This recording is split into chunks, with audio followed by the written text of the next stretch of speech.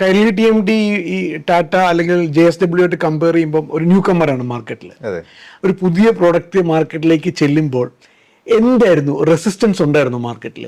തീർച്ചയായിട്ടും ആളുകൾക്ക് അറിയണ്ടായിരുന്നില്ല ഏതായി കൈരളി TMT, എന്താണ് കൈരളി TMT. അങ്ങനെയാണ് ഞങ്ങൾ ഒരു അവയർനെസ്സിന് വേണ്ടി ചെറിയ രീതിയിൽ നമ്മൾ അഡ്വർടൈസ്മെന്റ് കാര്യങ്ങളെല്ലാം തുടങ്ങി. നമ്മൾ ജസ്റ്റ് അഡ്വർടൈസ്മെന്റ് മാത്രം ചെയ്താൽ പോരാ. ഈ അഡ്വർടൈസ്മെന്റിൽ പറയുന്ന കാര്യങ്ങൾ നമ്മൾ നമ്മുടെ മെറ്റീരിയലിലും അതിൻ്റെ ക്വാളിറ്റി കാണിക്കണം എന്നുള്ള ആ ഒരു ദൃഢനിശ്ചയം, അത് എൻ്റെ ഫാദറിൻ്റെ ഒരു വാശി ആണ് എന്ന് തന്നെ പറയാം. ബാക്കിയുള്ളവരിൽ നിന്നും ഒന്ന് സ്റ്റാൻഡ് ഔട്ട് ചെയ്യണം. ഈ പറഞ്ഞ മെയിൻ പ്ലെയേഴ്സിനെക്കാളും ആ ഒരു ക്വാളിറ്റി നമ്മളും കീപ്പ് ചെയ്യുന്നുണ്ട് എന്നുള്ളത് ജനങ്ങളിലേക്ക് അറിയിക്കണം.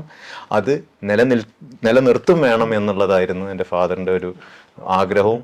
അത് തന്നെയാണ് ഞങ്ങൾ അപ്പോഴും ഇപ്പോഴും ഫോളോ ചെയ്തു വരുന്നത്. റിജക്ഷൻസ് ഫേസ് ചെയ്തിട്ട് ഇപ്പോൾ വലിയ വലിയ മേജർ ഡീലേഴ്സ് നിങ്ങളെ അറിയത്തില്ല, പിന്നെ അതൊക്കെ എങ്ങനെ ഓവർകം ചെയ്തു? ശരിക്കും നമ്മൾ നേരിട്ട് പോയിട്ട് കണ്ട് സംസാരിച്ച് അതിൻ്റെ നേരിട്ട് ആർക്കിടെക്ട്സിൻ്റെ അടുത്താണെങ്കിലും കോൺട്രാക്ടേഴ്സിൻ്റെ അടുത്താണെങ്കിലും മേഷന്മാർ, ഈവൻ എൻഡ് യൂസേഴ്സിൻ്റെ അടുത്ത് തന്നെ ഞങ്ങൾ നേരിട്ട് പോയി സംസാരിച്ചിട്ട് അവരെ കൺവിൻസ് ചെയ്യിപ്പിക്കാനും അവരെ കൊണ്ട് ഒരു പ്രാവശ്യം മെറ്റീരിയൽ എടുത്തു കഴിഞ്ഞാൽ അടുത്ത പ്രാവശ്യം അത് പിന്നീടും ചോദിച്ചു വരുന്ന ഒരു അവസ്ഥയിലേക്ക് ഞങ്ങൾ എത്തിക്കാൻ, അത് ചെറിയൊരു കാര്യമല്ല, ഒരു ഓവർനൈറ്റിൽ നടക്കുന്ന ഒരു സംഗതിയല്ല.